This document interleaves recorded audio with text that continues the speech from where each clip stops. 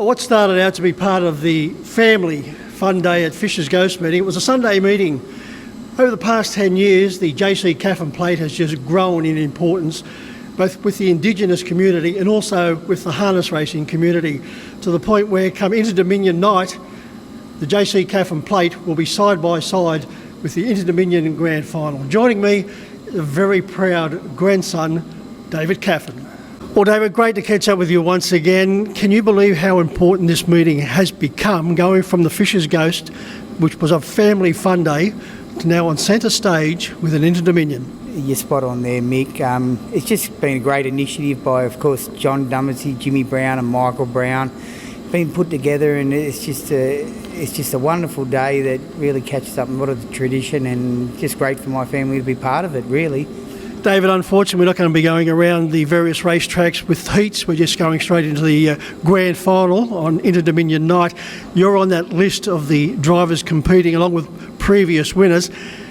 No greater honour for you, and probably no greater desire than to get your name on this honour roll. You're spot on there, Mick. I have ran second, I think, the second year, and then third on the third year, but I haven't yet to claim the race, mate. But it would be, it'd be a great treat. And just hope, fingers crossed, we get on a nice pony, and even the rusty hands might come back, mate.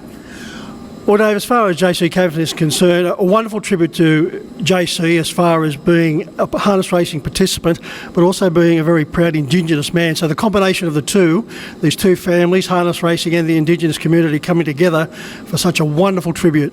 Yeah, exactly right, Mick. And as we all know, Indigenous people are just great horsemen. He was a just sensational horseman, JC Cattyn, as well as my father.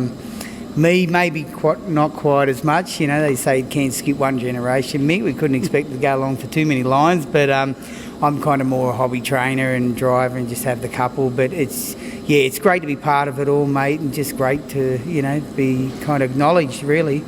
Well, David, sadly, JC passed away when you were only 16 years of age, around about the same time, only a week or two when your father, Cyril, passed away. So you probably didn't get to pick his brain, so to speak. No, that's it, Mick. It would have been nice to have like a few more years. I think I'd spent about 18 months with my father, and he got cancer within, say, 6 months. Took over the training of the horses, and they performed well. I think one of my biggest treats was he come out of hospital, been in there for 8 months and drove a treble at Penrith, and he hadn't been home, and to me that was great. But I just got to learn, and then a lot of hands-on, mate, and pretty much self-taught, and I spent a lot of time, with some great trainers too. So it was great to get that experience. Unfortunately, not the experience of, my grandfather. What about your father, Cyril? He was just such a gifted reinsman, skilled in both sections, both as a trainer and a driver. But as a driver, David, he was just silky smooth. Oh, definitely, Mick. He could get one home at any odds, and it was great to see him drive, and it was great for him to be there and actually watch me drive my first winner at Penrith. I think I was 17, It was great, mate, it really was. Going to the racetrack during that golden period of harness racing, we call it Harold Park, the golden years, with your dad, Cyril, and alongside of him in the stalls, Kevin Newman, Laurie Moles, Kevin Robinson, Vic Frost, Percy Hall, the list just goes on and on and on.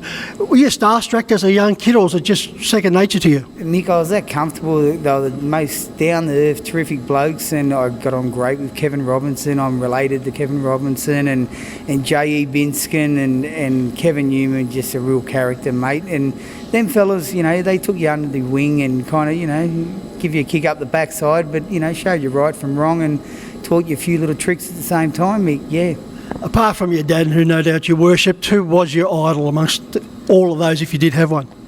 Mate, I love Vic Frost and Westburn Grant. Had a lot of time for Vic. And then, apart from Vic, the modern generation, blokes like David Aiken, Darren Binskin, they really, and Peter Tritton kind of helped me out, mate. They were great friends with my father, and if I needed someone to go to and ask a few questions, mate, they were always happy to kind of help me out. David, what a wonderful performer Run Joe Run was for your dad. 46 starts, 25 wins, 10 placings. And of course, Dad also had the chance to have Don't Retreat under his care. Yeah, he always talks about Run Joe Run, Mick. I think in the 3-year-old season he won 19 from 21 and was the first 3-year-old to ever earn over 100,000, owned by John Bazina, another great fellow in the sport. And just he loved the horse, mate. He won 5 derbies, and it'd be nice to get one like it. David, your career, you've drifted in and out of the sport of harness racing. Yeah, I can go walkabout a bit, Mick, as they say, but I give it a go early, and we done all right. The percentages were there, Mick, but I just couldn't attract them owners and the horses, so I knew we had to get a quid somehow, mate, and I've kind of gone in and out of the building industry, managed hotels, and just made ends meet, mate, but always had a couple just as a hobby.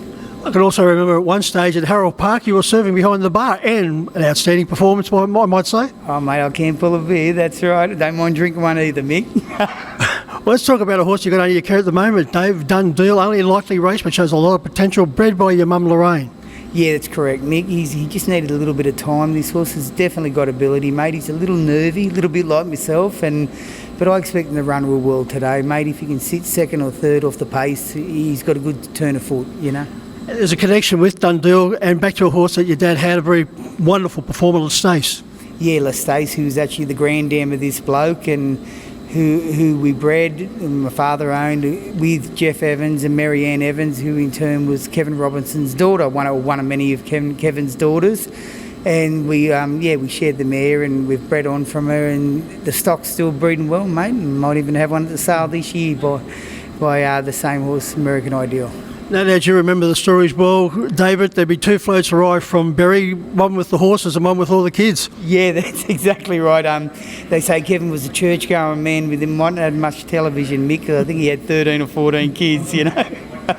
Well, Dave, it's been great to reminisce about those wonderful days of harness racing. Your grandfather, a legend of the industry, as I said, a proud Indigenous man who led the community in that regard. There was no peer as far as your father was concerned with Cyril, both in the sulky in particular and as a trainer. It's been great to catch up with you. A proud Caffin, proud Indigenous man, and no doubt looking forward to a few weeks' time, grand final night here into Dominion night. That's it, Mick. Mate, we'll warm up and get these hands ready, and hopefully we can take it out. Appreciate it, mate. I'll just add, David, too, a lot of the times the characters involved in these races, they always arrive in a glowing mood any other time. But come the Indigenous plate with JC Caffin's name on it, it's all serious faces. Oh, yeah, definitely, Mick. Everyone goes out there. There's no friends out there, mate. Everyone wants to win the race. It's a real race that people want the prestige to win that, and we just got to hope for a bit of luck, Mick, and we might be there.